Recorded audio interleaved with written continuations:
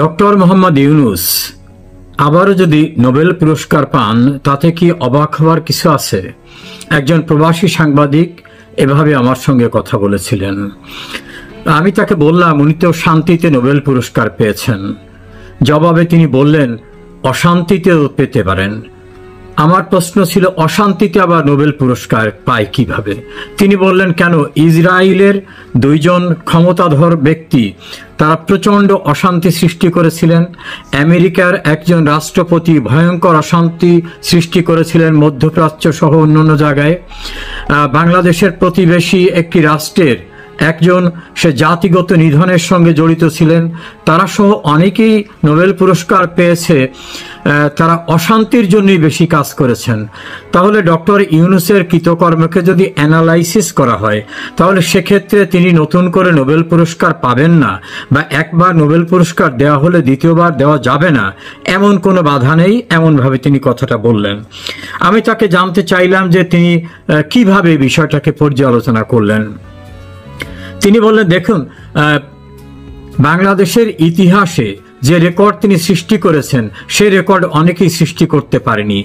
এই ব্যতিক্রমধর্মী রেকর্ড সৃষ্টি করার যে করিতকর্মা গুণ তার রয়েছে, এবং সেক্ষেত্রে তিনি যে জাদুকরী নিদর্শন স্থাপন করেছেন, এটাও কিন্তু বিবেচনায় গ্রহণ করা হতে পারে।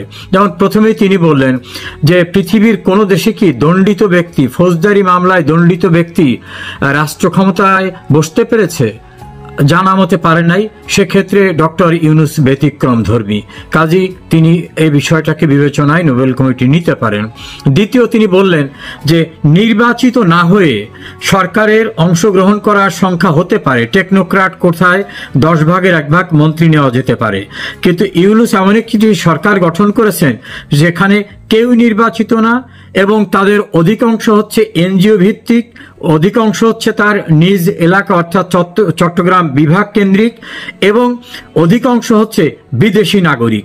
তো এই যে ব্যতিক্রম ধর্মী দৃষ্টান্তটা তিনি স্থাপন করলেন, এই বিষয়টাকেও কিন্তু তার একটা যোগ্যতা হিসাবে নোবেল কমিটি চাইলে বিবেচনা করতে পারে। তারপর তিনি বললেন যে তিনি একটি মামলায় হাইকোর্টে হেরে গেছিলেন। হাইকোর্টের জাজমেন্ট হয়ে গেল, 2 বিচারক রায় দিলেন। তিনি ক্ষমতা আসার সঙ্গে সঙ্গে সেই রায়টাকে তিনি ফু দিয়ে উড়িয়ে দিলেন, অর্থাৎ রায়টা অকার্যকর হয়ে গেল। রায় ঘোষণা করার পরে একজন বিচারপতি বললেন, এই রায়ে আমার পক্ষ হওয়া ঠিক হবে না, অথচ তিনি রায় শুনেছেন, শুনানি শুনেছেন, রায়ের দিনও তার কোনো আপত্তি নাই, রায়ের সিদ্ধান্তের সঙ্গেও তার কোনো আপত্তি নেই। আর একটা উদাহরণ দিয়ে তিনি বললেন যে সুপ্রিম কোর্টের আপিল বিভাগে একটি মামলায় বিচারাধীন থাকা অবস্থায় মাননীয় প্রধান বিচারপতি শুনানির তারিখ নির্ধারণ করছেন, শুনানি করবেন, নিচার কোর্ট থেকে সে মামলাটা শেষ করে ফেললেন। এটাকে একটা জাদুকরী যোগ্যতা না? এটাকে নোবেল কমিটি কি তার একটা এক্সট্রাঅর্ডিনারি কোয়ালিফিকেশন হিসাবে গণ্য করতে পারেন না? তারপর আরেকটি বিষয় বললেন যে দুর্নীতি দমন কমিশন বাংলাদেশে কারোর বিরুদ্ধে দায়ের করা কোনো মামলা কোনোদিন প্রত্যাহার করেনি, তাদেরকে আইনি মোকাবেলা করে মামলাটাকে শেষ করতে হয়েছে। ডক্টর মোহাম্মদ ইউনূস হচ্ছেন ব্যতিক্রম, যিনি তার বিরুদ্ধে দায়ের করা মামলাকে দুর্নীতি দমন কমিশন দিয়ে প্রত্যাহার করিয়ে নিতে পেরেছেন। এটা একটা তার জাদুকরী সিদ্ধান্ত। আর একটা বিষয় বললেন যে রাষ্ট্র তার কাছে 666 কোটি টাকা ট্যাক্স পাবে, এই ট্যাক্স তিনি ফাঁকি দিয়েছিলেন। হাইকোর্টে আসার পরে তিনি আপিল করতে পারছেন না, এভাবে হাইকোর্টে আসলেন। তখন কোর্ট রায় দিল যে আপনার যে ট্যাক্সটা দাবি করছে সরকার, এই ট্যাক্সের একটা বড় অংশ জমা দিয়ে তখনই আপিল করতে হবে। তিনি ট্যাক্স এর একটা বড় অংশ জমা দিলেন, অর্থাৎ এডমিট করলেন। এডমিট করার পর তিনি আপিল করলেন, সে আপিলও তিনি হেরে গেলেন, হাইকোর্টেও তিনি হেরে গেলেন। অথচ তিনি ক্ষমতায় এসে নিজেকে নিজে পুরস্কৃত করেছেন। তিনি রাষ্ট্র ক্ষমতায় প্রধান, তিনি বলে দিয়েছেন এই ট্যাক্স, অর্থাৎ প্রধান উপদেষ্টা ইউনূস বলেছেন ট্যাক্স দাতা ডক্টর মোহাম্মদ ইউনূস আপনাকে এই ট্যাক্স দিতে হবে না। নেক্সট, তার যত প্রতিষ্ঠান আছে এই প্রতিষ্ঠানগুলোকে আগামী 5 বছর কোনো ট্যাক্স দিতে হবে না। এটা একটু জাদুকরী সিদ্ধান্ত।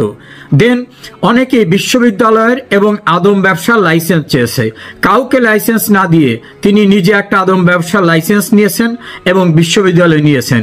এই যে তার একটা করিতকর্মা যোগ্যতাটা তিনি প্রদর্শন করতে পারছেন, এটা কিন্তু অনেকের পক্ষেই সম্ভব হয় না। দেন আর একটা বিষয় বলছেন যে বাংলাদেশের ইতিহাসে কোনোদিন এত বেশি সাংবাদিকদের নামে কোনো মামলা হওয়ার রেকর্ড নাই, এবং এতদিন কোনো সাংবাদিকরা জেলে রেখেছে কোনো সরকার, এই রেকর্ড নাই। এই রেকর্ডটা তিনি দেখাতে পেরেছেন। তার তথ্য মতে প্রায় ৬০০ মামলায় বিভিন্ন সাংবাদিক, ২০০-র উপরে সাংবাদিকদেরকে আসামি করা হয়েছে, এবং এত বেশি অ্যাক্রিডিটেশন কার্ড বাতিল করা হয়েছে। একদিনের এক নোটিশে বাংলাদেশের সমস্ত জেলার বাংলাদেশ টেলিভিশনের সকল রিপোর্টারদের চাকরি বাতিল করে দেওয়া হয়েছে। ঢাকার ৩টি পত্রিকার সম্পাদক ছাড়া অধিকাংশ পত্রিকা এবং ইলেকট্রনিক মিডিয়ার যারা প্রধান ব্যক্তি তাদেরকে বের করে দিয়ে অন্য লোকদেরকে বসিয়ে দেওয়া হয়েছে। এটা একটা ব্যতিক্রম ধর্মী রেকর্ড তিনি সৃষ্টি করেছেন। আর একটা কথা উদাহরণ হিসেবে ওই সাংবাদিক আমাকে তথ্য দিয়ে বললেন যে আপনারা খোঁজ খবর নিয়ে দেখেন যে বাংলাদেশের ইতিহাসে কোনোদিন এমন কোনো মামলা হয় নাই প্রাইভেট ইন্ডিভিজুয়ালসের যে একজন মানুষকে মারার অভিযোগে ১০,৫০০ লোক আসামি। ঢাকার মিরপুর থানায় এমন একটি মামলা হয়েছে, সেই মামলায় প্রধানমন্ত্রী শেখ হাসিনাও আসামি। আর একটা উদাহরণ দিয়ে তিনি বললেন যে বাংলাদেশের প্রধানমন্ত্রী শেখ হাসিনার বিরুদ্ধে ৪১৩টি মামলা হয়েছে। বাংলাদেশের তো দূরের কথা, অবিভক্ত পাকিস্তান আমলে বা ব্রিটিশ আমলেও কোনো প্রাইম মিনিস্টারের বিরুদ্ধে এত মামলায় তাকে হুকুমের আসামি করার কোনো রেকর্ড নাই, যেটা ডক্টর মোহাম্মদ ইউনূস করতে সক্ষম হয়েছেন। তিনি আরেকটা উদাহরণ দিয়ে বললেন যে এক্সট্রা জুডিশিয়াল কিলিংয়ে ৪৭ জন লোককে মেরে ফেলা, তখন তিনি দায়িত্ব গ্রহণ করেছেন তারপরের ঘটনা। এছাড়া শুধুমাত্র আওয়ামী লীগের ২০৫ জন মানুষকে মেরে ফেলা, এই জাতীয় ঘটনা রাষ্ট্র ক্ষমতায় বিএনপি, আওয়ামী লীগ, জাতীয় পার্টি কেউ থাকা অবস্থায় এরকম ঘটনা ঘটেনি, যেটা ডক্টর মোহাম্মদ ইউনূস এই দৃষ্টান্ত স্থাপন করতে পেরেছেন। আর একটা উদাহরণ দিয়ে তিনি বললেন যে সেটা খুবই উল্লেখযোগ্য যে দেশের বিপুল সংখ্যক পুলিশ যখন মানুষের জীবন এবং সম্পত্তির নিরাপত্তা রক্ষার দায়িত্বে নিয়োজিত ছিল, সেই সময় যারা দেশের বড় বড় স্থাপনা, পদ্মা সেতু, মেট্রো রেল, বাংলাদেশ টেলিভিশন সবগুলোকে পুড়িয়ে দিচ্ছিল, মানুষদের নির্বিচারে হত্যা করতেছিল, পুলিশদেরকে মেরে ঝুলিয়ে রাখছে এবং নির্মমভাবে হত্যা করছে, সেই সময় মানুষের জীবন ও সম্পত্তির নিরাপত্তা নিশ্চিত করার দায়িত্বে নিয়োজিত পুলিশরা, তাদেরকে নির্মমভাবে যে হত্যা করা হয়েছে, সেখানে হাজারের ঊর্ধ্বে পুলিশ এবং যারা রাষ্ট্রীয় দায়িত্বে ছিল, সেই সকল মানুষদের হত্যাকাণ্ডের ঘটনায় কোনো মামলা করাই যাবে না। তারা কোর্টে বা থানায় কোথাও মামলা করতে পারবেন না, তাদের পরিবার কোনো বিচার চাইতে পারবেন না। এটা বলা হচ্ছে কখন? যখন দেশের সংবিধান বহাল আছে, অর্থাৎ যে সংবিধানে বলা হয়েছে কেউই আইনের ঊর্ধ্বে না, যে কোনো অপরাধী আইনের মোকাবেলা হতে বাধ্য, সেই কনস্টিটিউশন বহাল থাকা অবস্থায় তিনি এ সকল ঘটনায় যারা জড়িত তারা কেউই বিচারে মুখোমুখি হবেন না। তাদের মাফ করে দেওয়ার মতো যে রেকর্ড সৃষ্টি করেছেন, এটাও কিন্তু একটা অসাধারণ কি বলা যেতে পারে, একটা অলৌকিক ঘটনা তিনি সৃষ্টি করার চেষ্টা করেছেন, জাদুকরী ব্যবস্থা। এরকমভাবে অনেকগুলো ঘটনার কথা তিনি বললেন। তারপর বললেন যে বিভিন্ন ডিপার্টমেন্ট থেকে রিটায়ার্ড হয়ে যারা বাড়ি চলে গেছে, যেমন পুলিশের লোকরা ১৫-২০ বছর আগে বাড়ি চলে গেছেন, সচিবরা বাড়ি চলে গেছেন এবং তারা স্বাভাবিক জীবনে অভ্যস্ত হয়ে গেছেন ৮-১০ বছর রিটায়ার্ড লাইফ, তাদেরকে এনেই চুক্তিভিত্তিক নিয়োগ করে যারা কর্মরত আছে তাদেরকে বাদ দিয়ে চুক্তিভিত্তিক নিয়োগ করে তাদের দিয়ে কার্যক্রম পরিচালনা করা। আবার আরেকটি রেকর্ড তিনি করেছেন, পুলিশের ইন্সপেক্টর জেনারেল পদের একাধিক ব্যক্তি, সেনাবাহিনীর মেজর জেনারেল পদের ব্যক্তি সহ সরকারের গুরুত্বপূর্ণ সচিব সহ অন্যান্যরা একসঙ্গে ২০০-র অধিক গুরুত্বপূর্ণ ব্যক্তিদের জেলখানায় আটকের ঘটনা, এটাও তিনি একটা ব্যতিক্রম ধর্মী ঘটনা দেখাতে পেরেছেন। এবং একটি দল এবং তাদের সহযোগী সংগঠনের প্রায় ৩,৬০,০০০ মানুষকে গ্রেপ্তার করা এবং কারাগারে আটক রাখার মতো যে ক্ষমতা দেখিয়েছেন, এই জাতীয় ক্ষমতার চর্চা এদেশে গণতান্ত্রিক প্রক্রিয়ায় নির্বাচিত যারা অথবা যারা সামরিক বাহিনীর থেকে এসে হঠাৎ করে রাষ্ট্র দখল করে বিভিন্নভাবে কর্মকাণ্ড চালিয়েছেন, তারাও কিন্তু এই দৃষ্টান্ত দেখাতে পারেননি। এমন দৃষ্টান্ত ডক্টর মোহাম্মদ ইউনূস দেখাতে পেরেছেন। এর সঙ্গে তিনি আরেকটা কথা যুক্ত করলেন যে বাংলাদেশের সংবিধানে লেখা আছে মন্ত্রী বা মন্ত্রী পদমর্যাদায় কোনো ব্যক্তি বিদেশি নাগরিক তিনি হতে পারবেন না, হতে গেলে নিয়ম কানুন আছে। সেখানে ডক্টর মোহাম্মদ ইউনূস যারা বাংলাদেশের নাগরিকই না তাদেরকে এনে বিভিন্ন পদে বসিয়ে দিচ্ছেন এবং তাদের দিয়ে কাজ করাচ্ছেন। আবার সংবিধান থাকা অবস্থায় সেই সংবিধানকে লঙ্ঘন করছে এটা ওনার ইম্পোর্টেড লোকরা বলতেছে এবং তারা দাম্ভিকতার সঙ্গে বলছেন যে হ্যাঁ এগুলো আমরা করছি। এভাবে ডক্টর মোহাম্মদ ইউনূস বাংলাদেশে যে অবস্থাটা সৃষ্টি করেছেন এটা বলা যেতে পারে নজিরবিহীন একটা দৃষ্টান্ত স্থাপন করেছেন। চূড়ান্তভাবে তিনি আরেকটা কথা বললেন যে পৃথিবীর 11টা দেশে তিনি সফরে গিয়েছেন, এর কোনোটাই রাষ্ট্রীয় সফর ছিল না এবং কোনো দেশ থেকে তিনি কোনো কিছু আনতে না পারলেও সবচেয়ে দৃষ্টান্ত স্থাপন হয়েছে গণতন্ত্রের সূতিকাগার বলা হয় ব্রিটেনকে। সেই ব্রিটেনে উনি ওনার একটা পুরস্কার আনতে গিয়েছেন, একটা দাতব্য সংস্থা পুরস্কার দিচ্ছে, সেটা 3য় এবং 4র্থ গ্রেডের পুরস্কার।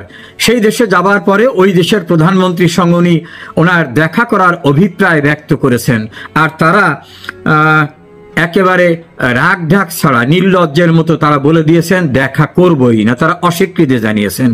এত কিছুর পরেও ডক্টর ইউনূস এই বিষয়টাকে অত গুরুত্ব দেন নাই, অর্থাৎ তার ধৈর্যের ক্ষমতা এত প্রকট যে সেই বিষয়টাকেও গুরুত্বের সঙ্গে দেখতে হবে।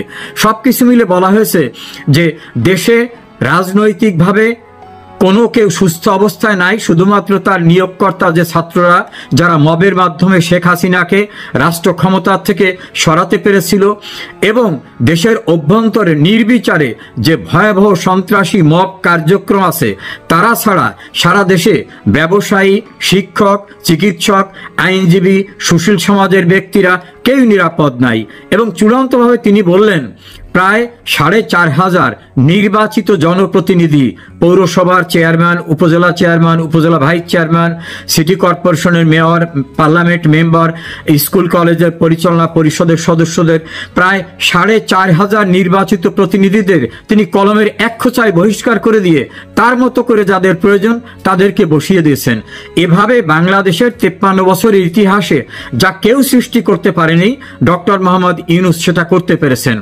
তার যে একটাই জাদুকরী যোগ্যতা এবং এই যোগ্যতার যে ক্যারিসমেটিক পরিচয়টা তিনি দিয়েছেন, এ বিষয়টাকে নোবেল কমিটি বিবেচনায় নিয়ে আমার মনে হয় নোবেল প্রদানের ক্ষেত্রে আরও একটি অধ্যায় তারা সৃষ্টি করতে পারেন।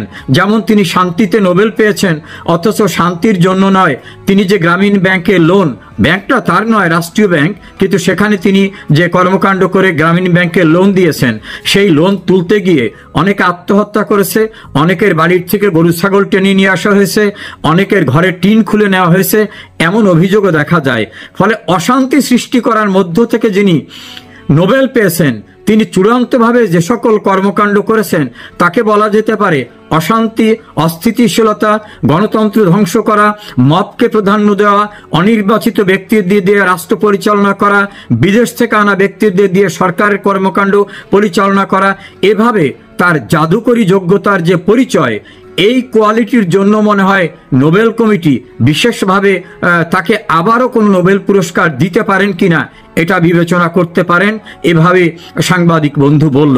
আমি তার এই মতামতগুলিকে নিজের কোনো মতামত হিসাবে গ্রহণ না করলেও খুবই যুক্তিসঙ্গত মনে হয়েছে, কারণ ইসরায়েলের অশান্তি সৃষ্টি করা ব্যক্তিরা যদি নোবেল পেতে পারে, মধ্যপ্রাচ্যে ভয়াবহ নৈরাজ্য সৃষ্টি করা আমেরিকার প্রেসিডেন্ট যদি নোবেল পেতে পারে, জাতি নিধন কর্মকাণ্ডের সঙ্গে জড়িত বার্মার কর্মকর্তারা যদি নোবেল পেতে পারে, তাহলে ডক্টর ইউনূসের যোগ্যতা তো তাদের চেয়ে অনেক বেশি।